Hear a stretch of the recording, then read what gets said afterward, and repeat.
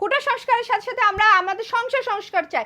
আমরা রান্না করবো আর ছেলেরা বসে বসে শুধু খাবে, এটা আমি মানি না মানি না মানি না, আমরা মানবো না মানবো না মানবো না। এই আইন চলবে না, এই আইন পাল্টাতে হবে। কোটা সংস্থার সাথে সাথে সাথে আমাদের সংসার সংস্থার আইনটা পাল্টাইতে হবে। ওরা যদি 15 দিন রান্না করে খায়, আমরা 15 দিন রান্না করবো, না হলে আমরা রান্না করব না।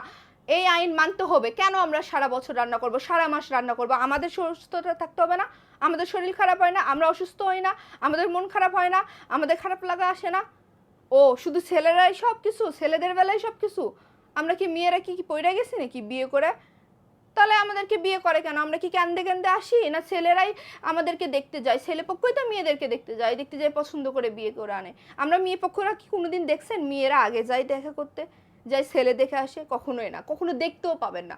কারণ ছেলেরা আমাদেরকে যায় দেখতে, যাচাই বাছাই করে, একটু চুলটা দেখি, একটু রূপটা দেখি, একটু গুণটা দেখি, হাটে একটু দেখাও, একটু পানি এনে দেখাও, তুমি রান্না পারো, ভাত কিভাবে রান্না করে বলো তো?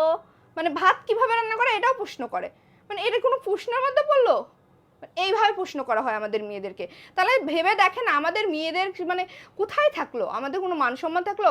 একজন মেয়ে মাস্টার পাস করছে, তাকে দেখতে গেছে, দেখতে যা এখন বলতেছে মা তুমি কিসে পড়ো? হ্যাঁ মাস্টার্সে পড়ি, মাস্টার্স পড়তেছি সাপোজ ধরে। তো এখন বলবে কি মা তুমি রান্না পারো? তুমি কখনো রান্না করছো? ভাত কিভাবে রান্না করতে হয় বলো তো? মানে ভাত কিভাবে রান্না করা হয় এটা কি আমি বিসিএস পরীক্ষা দিতে বসছি নাকি বিয়ে করতে আপনারা আসছেন, দেখতে আসছেন, দেখবেন, খাবেন দাবেন, কথা বলবেন, চলে যাবেন? তা না, বসে এখন ভাত রান্না করতে হয় কিভাবে, তরকারি রান্না করতে হয়, মানে রেসিপি আসছে ভালো বলে দেবো যে আমি আমার একটা কুকিং চ্যানেল আছে, শাশুড়ি আম্মা হবু শাশুড়ি আম্মা আমার একটু চ্যানেলটাতে একটু ঢুকে ঢুকে দেখেন কিভাবে কি রান্না করতে হয়। মানে পড়ালেখা মানে নিবে, শিক্ষিত বউ নিবে, আবার রাঁধুনি বউ নিবে, আসলে কোনটা নিবে তারাই জানে না, তারাই কনফিউজ। সো আমাদের আইন হচ্ছে মানতে হবে, আমাদের হচ্ছে সংসার সংস্থা হচ্ছে মানতে হবে যে আমরা শুধু বসে বসে যে রান্না ছেলেরা শুধু বসে বসে থাকবে আর মেয়েরা যে শুধু রান্না করবে এটা চলবে না। মেয়েরাও রান্না করবে, ছেলেরাও রান্না করবে, সমান সমান, সব জায়গায় সমান সমান, কোনো জায়গাতেই মানে ইয়ে থাকবে না। ছেলেরা শুধু বসে বসে খাবে আর অর্ডার করবে, এটা তো আমরা মানতে পারি না। সব কাজ আমাদের করতে হয়। কেন? আর বাইরে থেকে এসে মোজাটাও ফেলাই দেয়, বলে কি আচ্ছা পায়ের মোজা কি এটা কি স্ত্রীকে দিয়ে খাচানো কি ঠিক? কোন কোন ভাইয়ারা এই ধরনের কাজ করেন বলেন তো?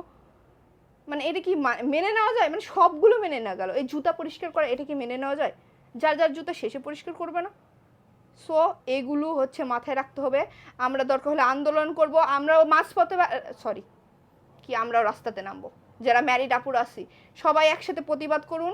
নাইলে কিন্তু এই দিন দিন আমাদেরকে ঘরে বন্দি হয়ে থাকতে হবে আর কাজ করতে হবে, চলবে না। আমরাও রাজপথে নামবো, আমরা আন্দোলন করব, আমাদের আন্দোলন চলছে, চলবেই।